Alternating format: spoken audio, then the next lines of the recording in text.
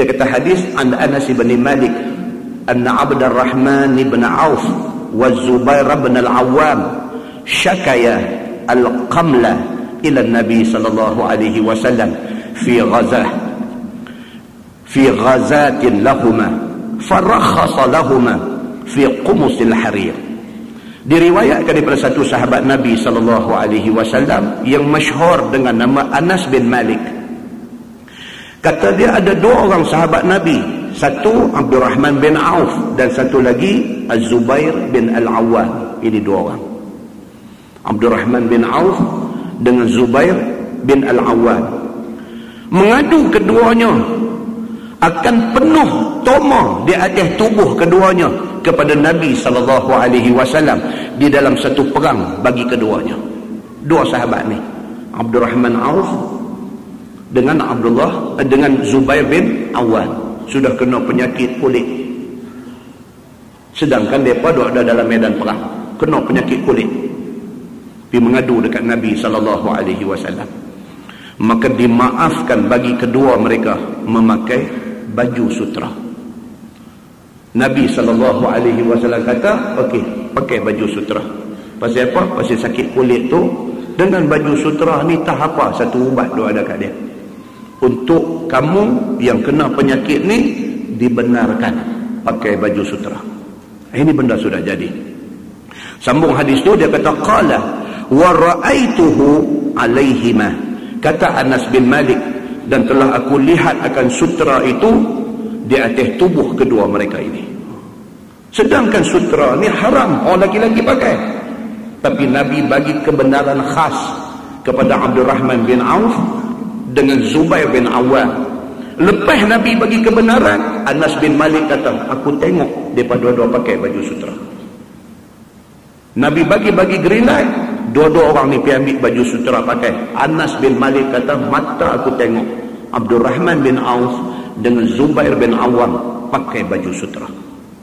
Baik, kata At-Tirmizi, ini hadis hasan lagi sahih. Sutera itu boleh dipakai oleh laki-laki yang berpenyakit seperti kurak ataupun ada toma di badan, tu panau dan sebagainya. Bagi orang yang penyakit macam ni boleh. So bila kita tengok hari ni orang lelaki pakai baju sutera, ketahuilah bahawa dia pengidap kurak yang kronik. Ya. Pasal apa? Pasal orang yang penyakit tu aja boleh pakai. Itu. Baik, kata Imam Nawawi di dalam Syarah Muslim, dalam hadis tadi menunjukkan bagi mazhab Syafi'i dan yang muwafaqah dengannya bahwasanya harus memakai sutera bagi laki-laki apabila ada pada mereka itu kurak dan seumpamanya.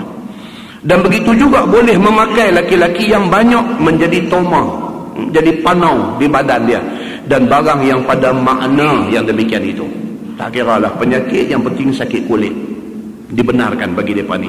Dan kata Imam Malik, tiada harus ya. Imam Malik dia tak setuju. Imam Malik dia ada dia punya perkiraan, penilaian dia tak setuju. Dia kata sakit pun tak boleh pakai juga. Orang lelaki tetap tak boleh pakai sutera. Pasal apa? Dan dia ada lagi, tuan-tuan tengok dalam satu hadis Nabi sallallahu alaihi wasallam ada sebut, Nabi kata man labisal harir fid dunya lam yalbashu fil akhirah. Nabi kata begitu. Kalau ketegang nak pakai juga tak apa, Nabi kata. Tapi Nabi kata, siapa yang pakai juga sutera masa di atas dunia, lam yalbashu fil akhirah. Akhirat dia tak akan pakai dah sutera syurga. Nabi kata begitu. Atas dunia, Nabi abang kata laki-laki tak boleh pakai sutera, tapi bantah nak pakai juga. Nabi kata tak apa. Oleh kerana dia tak sabar nak pakai sutera, atas dunia dia pakai, akhirat dia tak pakai dah. Takat akhirat tak pakai tak apa. Abdullah bin Az-Zubair, dia pergi ambil hadis Nabi tadi, dia pasang mai dekat surah Al-Hajj ayat 23. Allah kata apa? Walibasuhum fiha harir. Dan pakaian ahli-ahli syurga itu ialah harir, ialah sutera. Maka Abdullah bin Az-Zubair dia kata apa? Dia kata siapa yang pakai sutera di atas dunia, Nabi kata akhirat dia tak akan boleh pakai sutera. Bila kata akhirat dia tak boleh pakai sutera, maknanya dia tak akan jadi ahli syurga. Pasal apa? Pasal Quran kata walibasuhum fiha harir. Pakaian ahli syurga ialah sutera. Bila Nabi kata dia ni di akhirat tak boleh pakai sutera, maknanya dia tak masuk syurga. Abdullah bin Az-Zubair kata macam tu. Maka kerana hadis ni lah Imam Malik dia ambil stand yang tak berubah. Dia kata tetap laki-laki tak boleh pakai sutera. Kalau hang pakai juga, akhirat hang tak dapat dah sutera. Bila akhirat hang tak dapat sutera, maknanya hang bukan ahli syurga. Pasal apa? Pasal Quran kata ahli syurga pakai sutera. Ini pendirian Imam Malik. Maka kata Imam Nawawi, dan pada hadis itu menjadi dalil yang menunjukkan harus pakai sutera waktu darurah, keadaan darurat sakit, tak apa.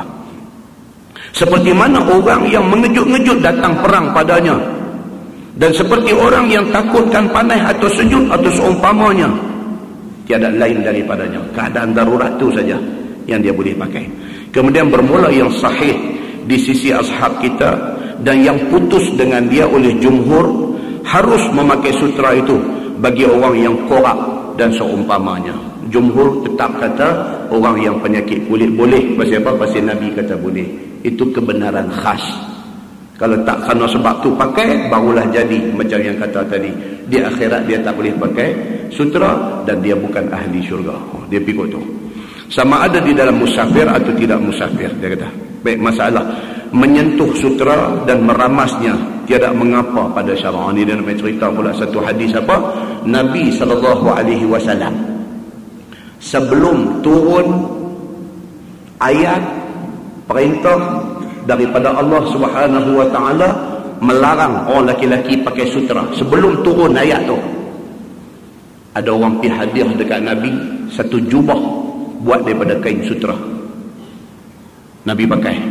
Nabi dia macam tu. Kalau kita tengok banyak hadis yang menceritakan Nabi SAW, dia bila terima satu hadiah daripada orang, dia akan pakai. Pasal apa? Pasal Nabi nak bagi orang yang bagi kat dia tu besar hati. Dan kita kalau bagi satu barang dekat orang, kita tengok dia pakai, kita rasa macam mana? Seronok tuan. Pasal apa? Dia menghargai pemberian kita. Tapi kalau kita bagi dekat dia satu barang, kita bagi dekat dia satu kain apakah, bagi. Satu-satu hari kita pergi rumah dia, tengok-tengok dia buat lap kaki nak masuk pancok kain tu. Tentu rasa macam mana? Kita bagi kain, kita pergi beli mana, pergi luar negeri apa, beli kain cantik, tebal apa elok bagi kat dia.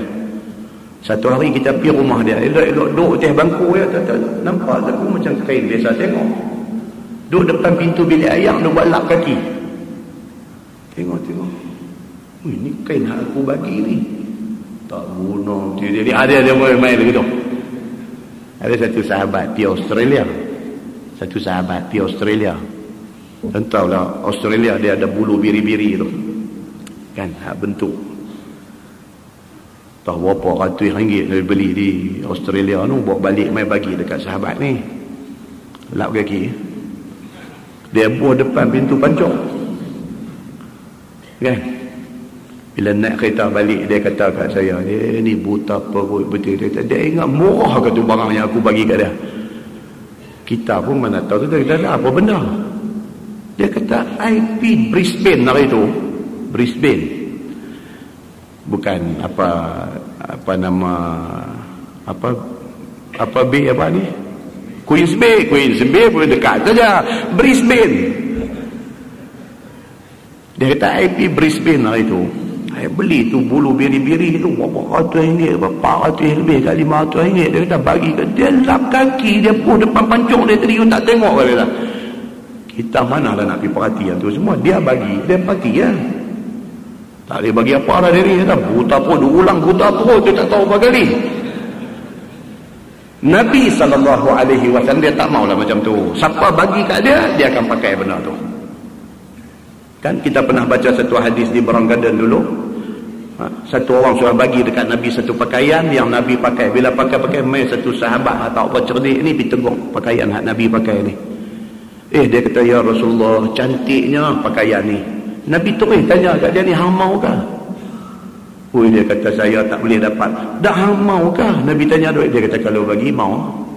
Nabi balik pergi rumah dia, buka baju yang orang bagi kat dia yang elok ni. Nabi buka, Nabi pakai baju lain, Nabi keluar bagi kat dia baju tu.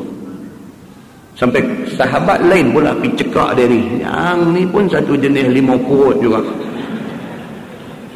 Orang bagi dekat Nabi, yang pergi duk ranjau ambil buat apa? Kan, Nabi dia tak boleh, dia tegur dia bagi ya. Nabi, orang bagi kat dia, dia besar hati, dia pakai. Orang tegur dia bagi ke orang. Mana tuan-tuan nak cari manusia macam ni? Inilah Nabi SAW. Ni yang kita nak baca ni, dia kata apa? Menyentuh sutera dan merasanya tak mengapa pada syarah.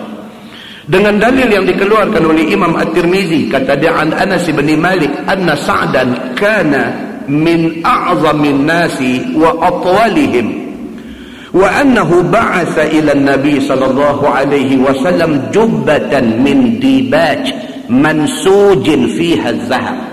Tu dia bagi dekat Nabi. Apa dia?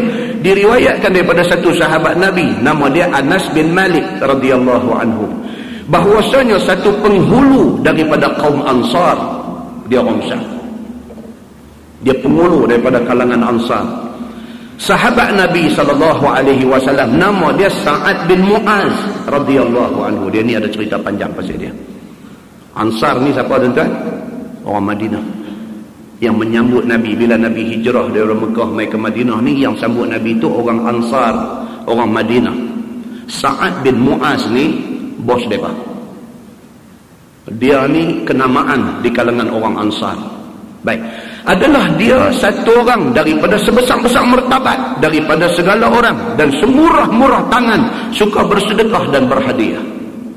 Sa'ad bin Mu'az ini, dia ni bukan saja dia jadi penghulu kepada orang Ansar, bahkan dia ni orang kenamaan, bahkan dia ni generous, pemurah. Sifat generosity ada kat dia. Dia pemurah, dia mudah memberi. Sedekah pun mudah, memberi hadiah pun mudah. Ni Sa'ad bin Mu'az ni. Dan bahawasanya dia telah kirim pada orang, tolong beri satu hadiah kepada Nabi SAW, iaitu satu baju jubah daripada sutera. Dia duduk di Madinah, dia orang Ansar. Masa Nabi duduk di Mekah no, cerita pasal Nabi ni duduk mai sangat dah ke dia ni. Teringin nak tengok Nabi ni. Allah, macam Abdul Rahman Sudais mai Malaysia ni. Tak tahu nak abang tuan-tuan. Dia pergi Masjid Alwi Perlis semayang asam. Semayang asam, baca bukan dengar. Tu pun dia masuk sampai nak reban masjid. Kalau semayang Maghrib Aisyah, kot lah kita nak dengar suara kan. Semayang asam, bunyi Allahu Akbar tu aja. Lepas itu takbir intiqalat. Lepas itu salam. Assalamualaikum warahmatullahi. Assalamualaikum warahmatullahi. Jangan dia nak dengar tu. Kan? Bertolak main sini pula, punya ramai manusia. Pasal apa? Imam Masjidil Haram. Ada satu sahabat pula dah pergi tak dapat keluar nak jumpa. Patah balik pergi tunggu di airport pula. Pergi tunggu di airport pula. Tunggu sampai hamba Allah ni turun, dia serbu pergi terus. Nak suruh tolong doa kat cucu dia. Nampak kan? Pasal apa? Orang-orang macam ni Nabi SAW lebih lagi ya. Lebih lagi. Orang nak buat favor dekat Nabi ni, orang nak buat satu apa kau boleh buat untuk Nabi ni nak. Sa'ad bin Mu'az duk dengar cerita Nabi masa dia duk Madinah, duk dengar cerita Nabi di Mekah ni, duk tunggu Nabi mai dia. Bila Nabi mai, dia buat satu jubah yang cukup cantik, kirim dekat orang, tolong pergi bagi dekat Nabi SAW. Jubah tu jubah apa? Jubah sutera yang bertenun, mansuj. Dia kata mansuj yang bertenun dengan benang emas, bagi kat Nabi. Tu, tuan-tuan tengok yang orang-orang Saudi duk pakai mislah, dia panggil ni apa? Dia duk buh kuat atas tu macam mana sayap Zorro tu. Jubah dah selai, dia buh pula kuat atas selai tu. Kan? Mislah tu tuan-tuan. Kalau kita pergi Mekah, Madinah, pergi buat haji, buat umrah, harga 50 rial pun ada, harga 5,000 rial pun ada. Tu ada buah teh bau tu. Hak raja duk pakai, hak imam-imam Masjidil Haram, Masjid Nabawi, tu bukan 50 rial. Hak kita beli balik tu 50 lah. Hak tu pakai, kalau tak ada baju, sokok atas badan, dia gatem yang habis lah. Hak 50 rial ni. Hak dia pakai ni 1,000, 2,000, 5,000 rial pun ada. Hak tu apa tuan-tuan? Kalau musim bulan 12, bulan 1, Saudi sejuk, boh yang tu dia jadi heater, dia jadi panas. Kita pergi beli hak 50 rial, duk pakai, duk yang mesti tak panas, dia kata pakai ni panas. 50 rial mana boleh panas, kan? Macam tu lah. Jubah yang Sa'ad bin Mu'az buat bagi dekat Nabi ni kain sutera bertenun emas. Mana kata cukup best lah. Cukup best. Buat dikirim satu jubah daripada sutera yang bertenun padanya emas, kirim bagi dekat Nabi. Dia kata ni hadiah daripada saya sebagai tanda sayang saya dekat Nabi, bagi. Maka amatlah elok rupa jubah itu, tiada siapa memandangnya melainkan berkenan akan eloknya. Oh, tu dia. Nak habaq tak erti. Cuma dia kata siapa pun tengok berkenan. Macam tu punya cantik jubah dia bagi dekat Nabi ni. Dan tiada senang seorang mendapatkan baju itu. Dia kata bukan senang nak pergi dapat baju itu tu. Bukan semua tukang jahit boleh jahit macam tu cantik. Ni hak dia bagi dekat Nabi ni.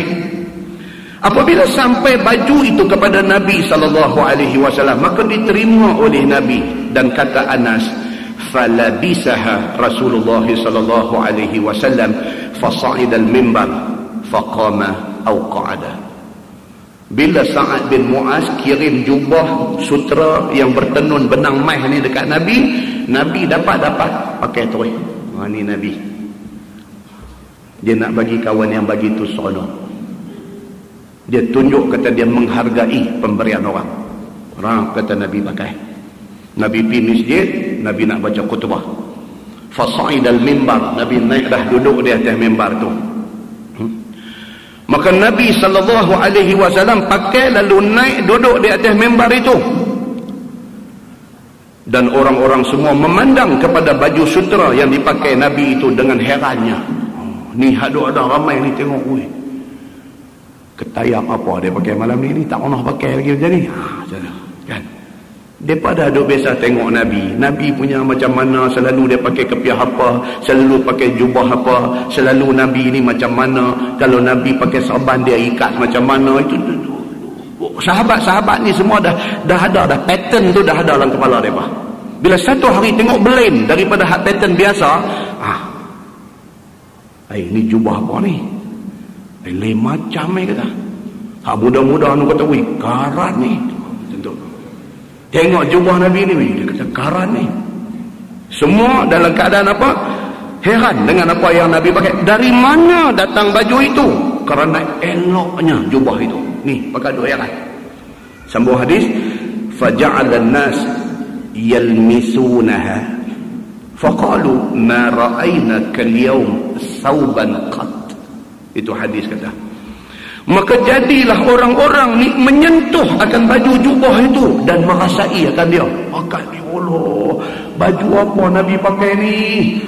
Nabi lalu ni tangan saja pegang-pegang nak ambil feel.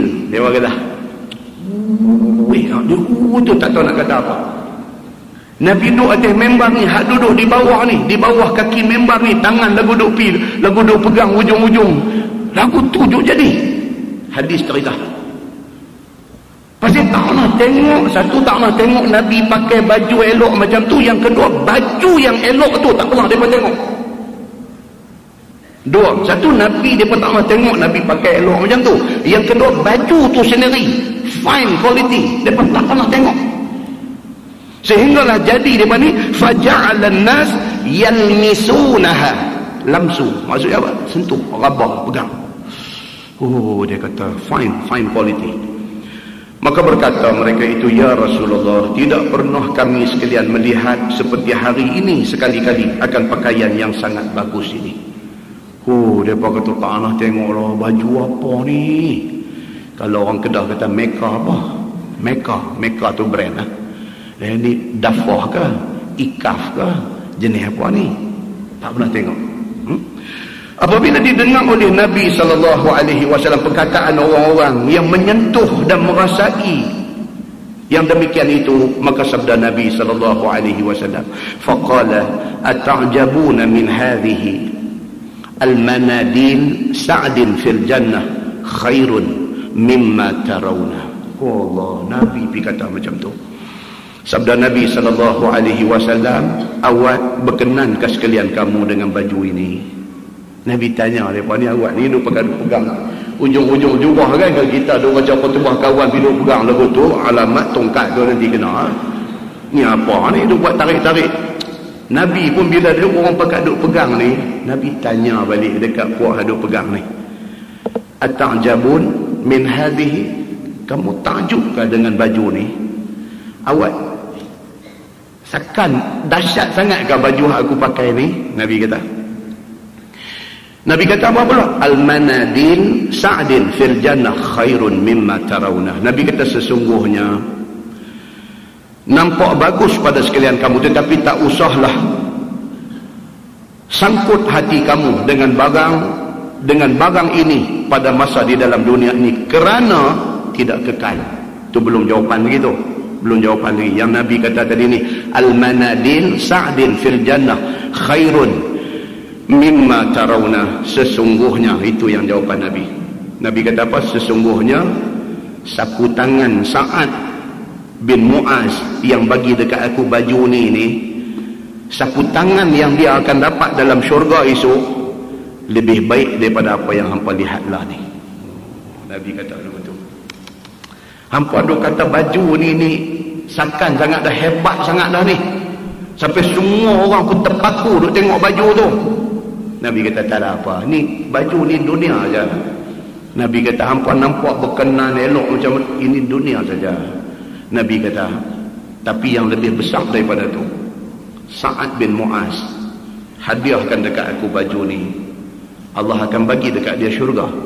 Bukan dekat syurga, sapu tangan dia dalam syurga esok jauh lebih baik daripada baju apa kata baik ni.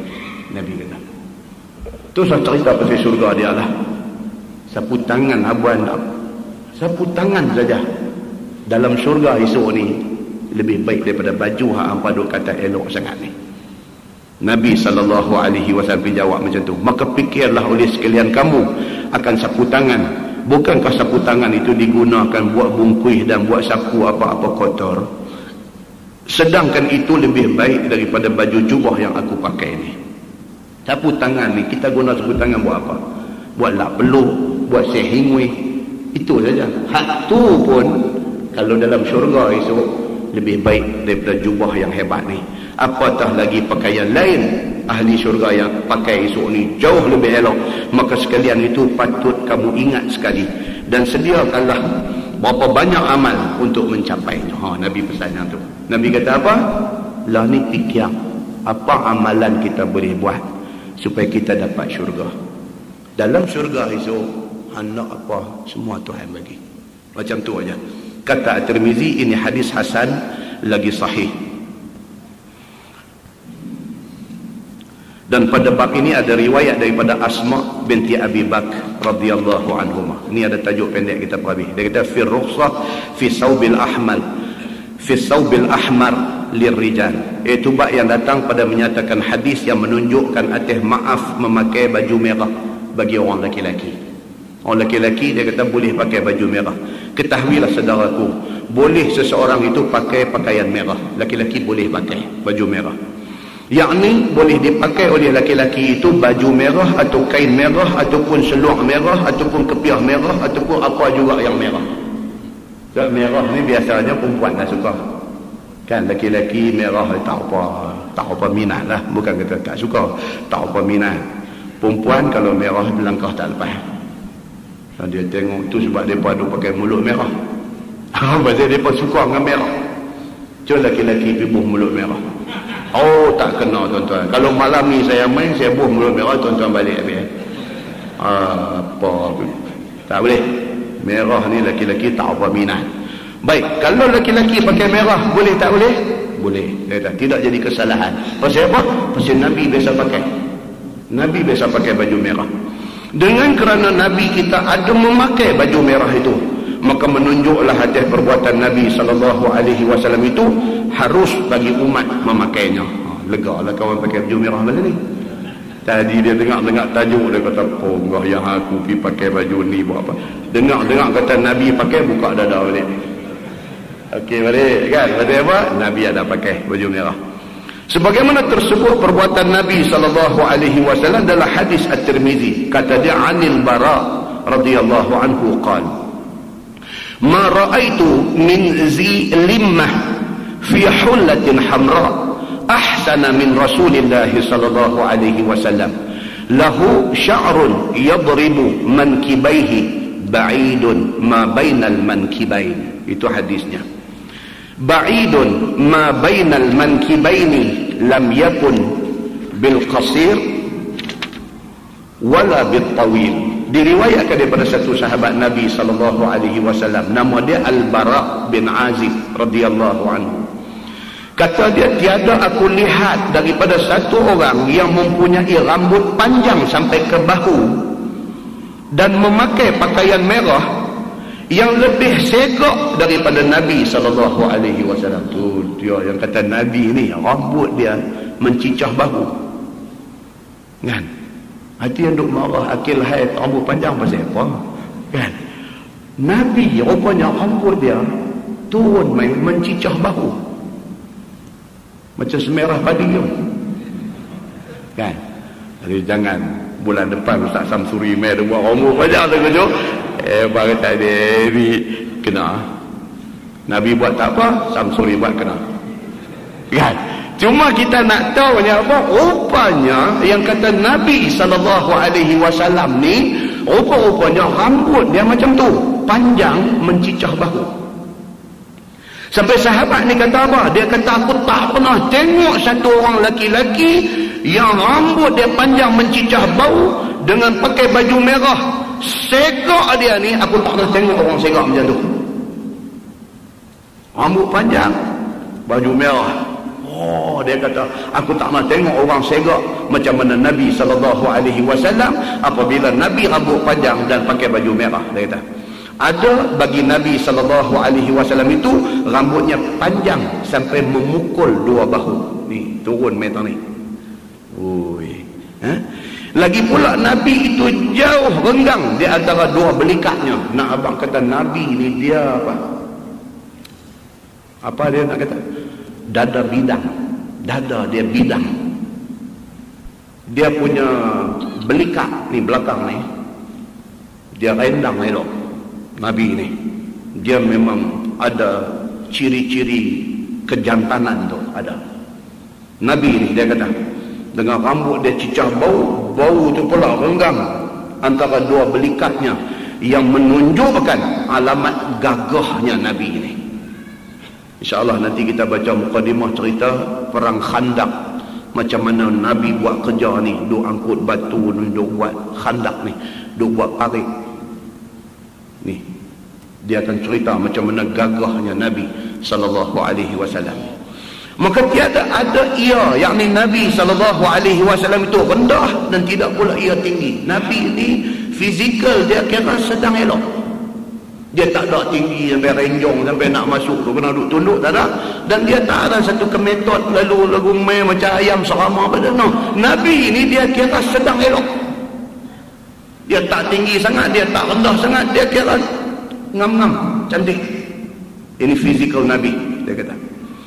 Dan kata At-Tirmizi, dan pada bab ini ada riwayat daripada Jabir bin Samurah dan daripada Rimsah, tu baca dia Rimsah tu, dan daripada Abi Rimsah dan Abi Juhaifah, dan katanya lagi bermula ini hadis hasan lagi sahih. Dia kata apa? Ingat-ingat, adalah yang dikehendaki kain merah di sini bukannya kain sutra. Jangan salah faham, tajuk sutra dah habis dah. Ni cerita baju merah ni bukan baju sutra. Nabi pakai baju merah tapi bukan kain sutra, bahkan kain benang ataupun kain katan. Kan orang Melayu kata cotton, kan? Orang putih kata cotton, kita pun kata cotton. Arab dia kata katan. Okey, siapa tiru siapa tak tahu. Arab tiru orang putih ke, orang putih tiru Arab ke tak tahu. Tapi Arab dia panggil kain katan, dia kata. Ataupun lainnya dengan warna merah. Dan adapun sutera itu dengan warna merah atau lainnya semuanya haram belaka.